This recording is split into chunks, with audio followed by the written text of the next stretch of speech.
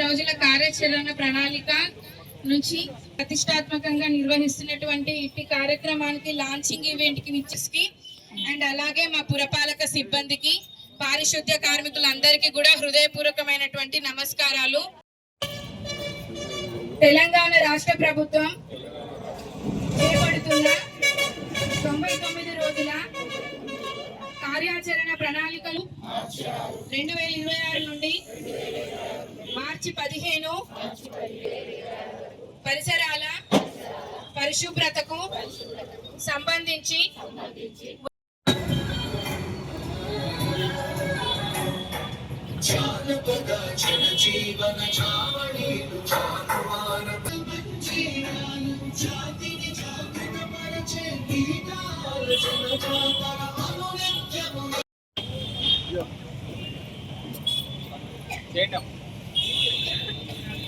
Play చే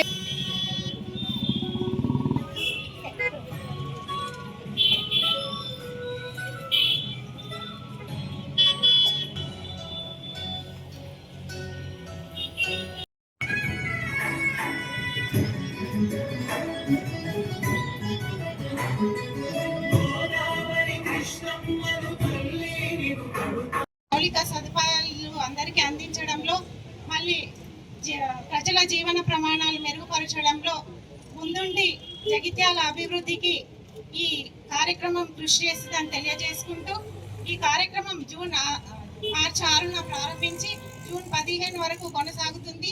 ఈ కార్యక్రమంలో అందరూ పాల్గొని జగిత్యాల అభివృద్ధికి సహకరించగలరని కోరుతున్నాము. Thank you. సీఎం గారి ఆదేశానుసారం మున్సిపాలిటీలో మనం చేసుకోబోయేది మొట్టమొదటిగా మనము కాన్సన్ట్రేట్ చేయేది కూడా అంతా శానిటేషన్ మీదే. ఈ శానిటేషన్ పరంగా కూడా 99 రోజుల పాటు మనం ఫ్లాగ్షిప్ ప్రోగ్రామ్ గా తీసుకొని మొత్తం ఇంటెన్స్ గా శానిటేషన్ పెట్టుకొని కొన్ని ఏరియాల్లో మనకి కంప్లైంట్స్ వస్తూ ఉన్నాయి. అక్కడ వాటర్లో సరిగ్గా అవ్వట్లేదనో, లేకపోతే డైలీ చెత్త ఆటోలు రావట్లేదనో, లేకపోతే సరిగ్గా తడి చెత్త పొడి చెత్త డిస్ట్రిబ్యూషన్ సరిగ్గా చెక్ చేయట్లేదనే కంప్లైంట్స్ వస్తూ ఉన్నాయి. సో మనకి సీఎం గారి ఆదేశానుసారం మున్సిపల్ కమిషనర్ కి, మున్సిపల్ కౌన్సిల్ కూడా నేను కోరేది ఏంటంటే, ఒకటి మొత్తం చెత్త ఆటోలన్నీ కూడా 100% తిరిగేటట్టుగా చూసుకోవడం, అవన్నీ కూడా అన్ని వార్డులకి వెళ్తున్నాయా లేదా అని ట్రాక్ చేసుకోవడం, తర్వాత ఇంటింటికి కూడా తడి చెత్త పొడి చెత్త డివైడ్ చేసి తీసుకునే దాంట్లో కూడా అవేర్నెస్ క్రియేట్ చేయడం, ఇవన్నీ కూడా మనం చేస్తేనే అవుతుంది. లేకపోతే మనము మన దగ్గర ఉన్న 250-300 శానిటేషన్ స్టాఫ్ తో మనం క్లీన్ చేస్తూ ఉంటే సంవత్సరాలు అయినప్పుడు క్లీన్ అయితేనే ఉంటాయి. మనం పట్టణాలు క్లీన్ గా ఉంచుకోవాలంటే ఫస్ట్ మనం చేయాల్సింది ఏంటంటే, మనము చెత్త అనేది రోడ్డు మీద కానీ బయట కానీ వేయకుండా ఉంటే 90% ఆఫ్ ద ప్రాబ్లమ్ సాల్వ్ అయిపోతుంది. తర్వాత మన దగ్గరకు వచ్చిన ఆటోలు లేదా చెత్త క్లియర్ చేసే ఆటోలు ఏవైతే ఉన్నాయో అందులో మనము తడి చెత్త పొడి చెత్త డివైడ్ చేసి మీరు అక్కడ అది ఇస్తే అది మనకి మిగిలిన 10% కూడా ప్రాబ్లమ్ సాల్వ్ అవుతుంది. మనం రోడ్ల మీద మేము చెత్త తీసుకుంటూ వెళ్ళిపోతాం, లేకపోతే మనం ఇంటి బయట చెత్త పడిస్తాం, మున్సిపల్ వాళ్ళ పని వాళ్ళు తీసుకోవాలి క్లీన్ చేసుకోవాలంటే మన మున్సిపాలిటీ కానీ మన జిల్లా కానీ ఇలాగే ఉంటుంది. 90% ఆఫ్ ద ప్రాబ్లం మన రోడ్డు మీద చెత్త వేయకపోతే చెత్త ప్రాబ్లం అనేది మన మున్సిపాలిటీలో రాదు. మనము ఎక్కడైతే మనకి గ్యాప్స్ ఎక్కడైతే ఉన్నాయో, ఈ చెత్త ఆటో సరిగ్గా తిరగకపోవడం కానీ, శానిటేషన్ స్టాఫ్ కానీ, లేదా మిగిలిన 10% జవాన్ సరిగ్గా రాకపోతే అవన్నీ కూడా ఇప్పుడు 99% ఎంటైర్ ఫోకస్ మున్సిపల్ సంబంధించిన దాంట్లో మనం ఓన్లీ శానిటేషన్ మీద పెడుతున్నాం.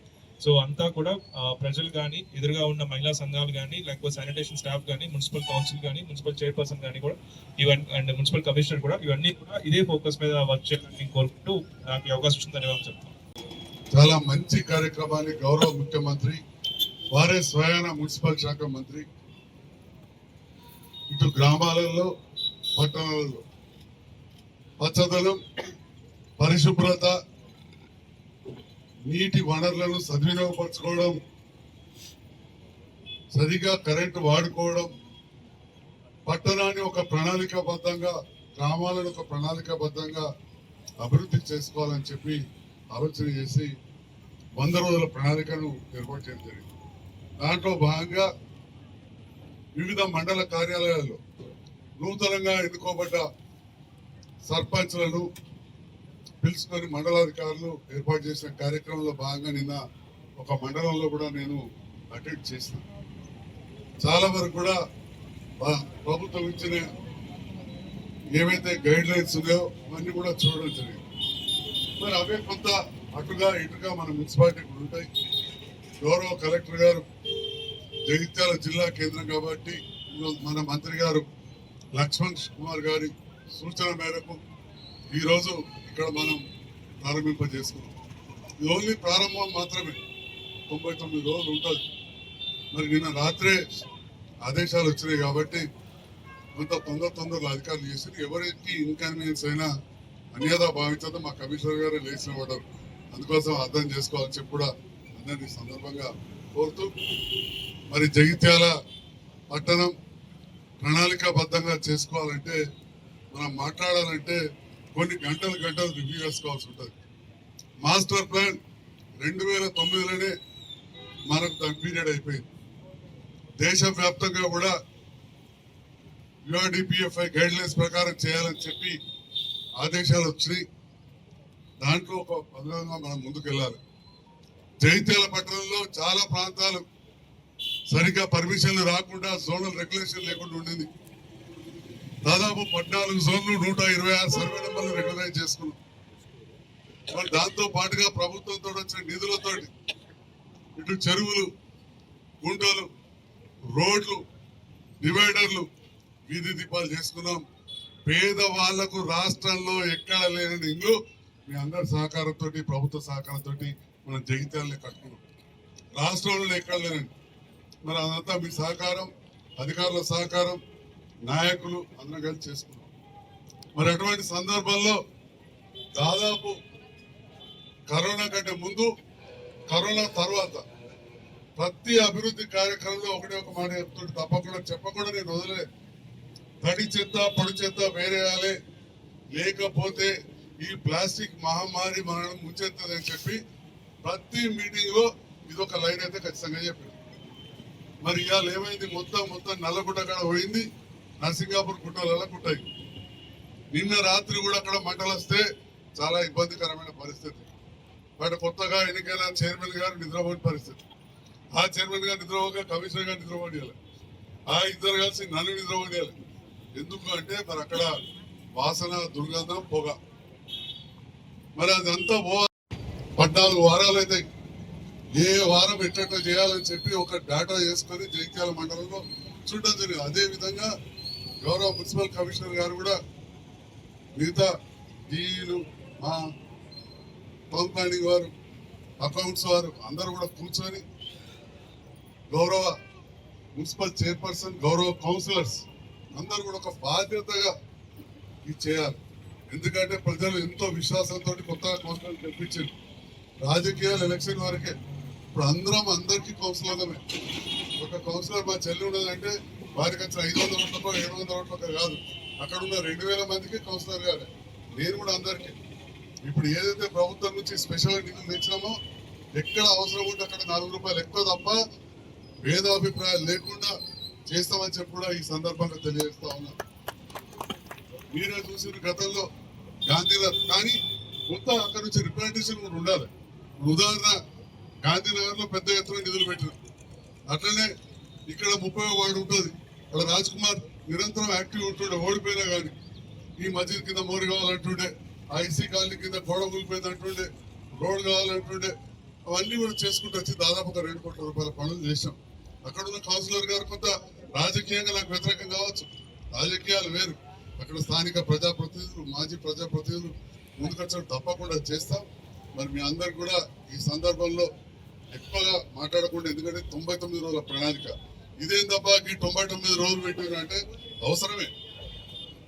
చాలా విషయాలలో మనం చేసుకోవచ్చు. ఒక గ్రామంకే 100 రోజుల ప్రణాళిక అవసరం ఉంది.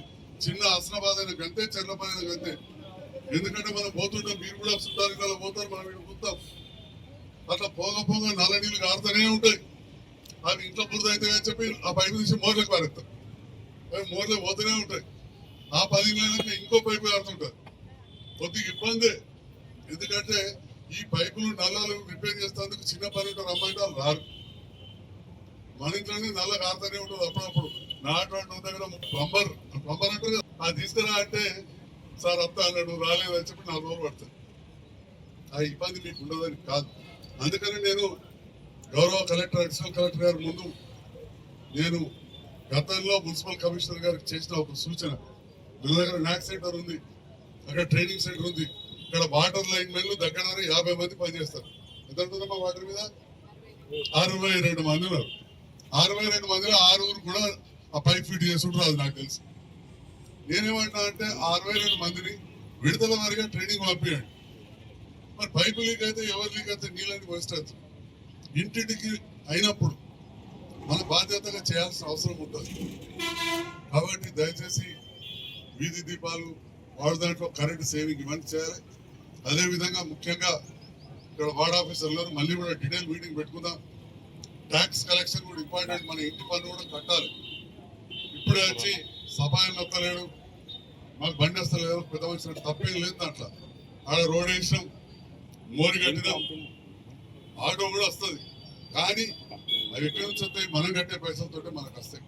కాబట్టి దయచేసి ట్యాక్స్ ఏది మార్చి నెల ఉన్నది, మరి అవన్నీ కూడా ఈ 99 రోజుల ప్రణాళికలో. కాబట్టి జీతాల మందం మనం డబ్బులు కట్టాలి, ఆ టార్గెట్ ఉంటుంది. ఎక్కువ ఎవరిని ఇబ్బంది పెట్టేది ఏం లేదు. రూల్స్ ఇప్పటికేలో ఉన్న చట్టమే. రేవంత్ రెడ్డి గారు ముఖ్యమంత్రి అయిన తర్వాత 1 రూపాయి కూడా ట్యాక్స్ పెంచలే. రేవంత్ రెడ్డి గారు ప్రభుత్వం వచ్చిన తర్వాత 1 రూపాయి కూడా ట్యాక్స్ పెంచలే. అంతకుముందు ఏది ఉన్నదో కదే. ఒకటే మాట చెప్తాం, ఈరోజు చాలా దగ్గర ఉన్నా కాబట్టి మొదట ఫంక్షన్ హాల్ ఇక్కడ మళ్ళా వేసుడు మొదలై పని ఆపని కొందరు, కట్టుబడి కొందరు, ఆఖరికి చూస్తే ఎన్నో ఏళ్ళకెళ్ళి నడుతుంది ఆ ఫంక్షన్ హాల్. నేను రాజకీయాలకు రాకముందుకెళ్ళి వాళ్ళు ఎన్నో పెళ్లిళ్ళకి పోయినా అసలు ఆ ఫంక్షన్ హాల్ పర్మిషనే లేదు. మొన్న కూడా పని లేకుండా మొదలు పెట్టారు. మా టౌన్ ప్లానింగ్ అధికారులు నిద్రపోతారు. ఏమంటే ఏం చేయమంటావు సార్ అంటారు. ఒక్కరోజే మార్చలేము, కానీ పాత అన్ని అవ్వకుండా ఇప్పటికే ఏం చేసిన యువ అధికారులు ఉన్నారు. ఒక పద్ధతి ప్రకారం పోతే ఈ పట్టణం ముందు తరాలకైనా కానీ మంచి పట్టణంగా మారుతుంది. చాలా సార్లు చెప్తాను, ఇవాళ కూడా చెప్తున్నా, 100 సార్లు చెప్పిన. నాకు రాజకీయ వారసులు లేరు ఇక్కడ, నా పెద్దగా ఇక్కడ ఉండటం లేరు. ఉన్నొక్క అమ్మాయి పెళ్ళి అయిపోయింది. చాలా మంది కూడా ఇలా పోతారు ప్రపంచీకరణ. కానీ 10% పోతే 90% మంది అయితే ఇంకో తరం మీనే ఉంటారు. ఆలోచన చేయాలి ముందు తరాల గురించి. ఇవాళ కూడా చింతకుంట చెరువుకు నీళ్లు కర్రకుంటకి వస్తాయి, ధర్మసముద్రంకి వస్తాయి. ఆ కాలు ఉందా అని నేను అడుగుతున్నా. చింతకుంట చెరువుకు ఏదైతే నాల రావాలో కాలువ రావాలో కర్రకుంటకి వెళ్ళి ధర్మసముద్రంకి వెళ్ళి ఆ కాలు ఉందా? రెవెన్యూ అధికారుల దగ్గర రికార్డు లేవు, ఇరిగేషన్ అధికారుల రికార్డు లేవు. మరి ఇదంతా ఎవరో గతంలో ఉండేదా? ప్రజలు బాధ్యతాయుతంగా ఉండేవాళ్ళు. ప్రజలు అరే మన కాలువ నీళ్ళు ఇట్లా పోవాలని చెప్పి ఆలోచించేవాళ్ళు. చలిగల దగ్గర అస్రాబాద్కి వెళ్ళి నీళ్లు కళ్ళపల్లి చెరువులో పోతాయి. పోయేదాన్ని కాలువ ఉండే, ఎక్కడిదక్కడ కలిపితే ఏమైతుంది? నిజామాబాద్ రోడ్డు మీద నీళ్ళు వచ్చి రాకపోకలు బందేది. ఏదన్నా ఇక్కడ సలిగల్ అస్రాబాద్ రోడ్ కాడ చెర్ల నీళ్ళు వచ్చి రోడ్లు బందేది. ఏదైనా మీరు చిన్నప్పటికెళ్ళి చూసినా ఈ వాడకట్టంలో అడుగుతున్నా. ఈ 3-4 ఏళ్ళకెళ్ళి జరుగుతుంది, 5-6 ఏళ్ళకెళ్ళి జరుగుతుంది. ఎందుకు? ఒక ప్రణాళిక లేక. దీనికి అందరూ కూడా బాధ్యత వహించాల్సిందే. ఒక మరి నువ్వు ఎమ్మెల్యే కదా అని పొద్దున్న ప్రెస్ మీట్ పెడతారు ఎవరైనా. నేను ఇది మొత్తుకోవాటి గెలవక ముందటికెళ్ళి అంటున్నా. ఎందుకంటే ఇక్కడ పుట్టి పెరిగిన, ఇక్కడ ఉన్న న్యూ హై స్కూల్ కిరాయి పనులు ఉన్నప్పుడు చదువుకున్నా నేను. 7 ఊడిపల్లె ఇదే మూలలో ఉంది న్యూ హై స్కూల్. అదే సర్కార్ పల్లె చదివినా నేను. పక్కన కిరాయి పనులు ఉన్నప్పుడు తెలుసు నాకు. కొంత కర్ణాకుంట నీళ్లు 10 ఎట్లా వస్తాయో తెలుసు. ఎందుకంటే నా ఊరు పక్కనే, ధర్మసముద్రం శివారే. కాబట్టి దయచేసి ప్రజల భాగస్వామ్యం ఉంటేనే ఈ 99 రోజుల ప్రణాళిక కావచ్చు, లేదా ముందు తరాలకు కావచ్చు, మన పట్టణం బాగుంటుందని చెప్పి నేను ఈ సందర్భంగా సవినయంగా మనవి చేసుకుంటూ మరి కార్యక్రమాన్ని ముందుకు తీసుకెళ్లాల్సిందే కోరుతున్నాను.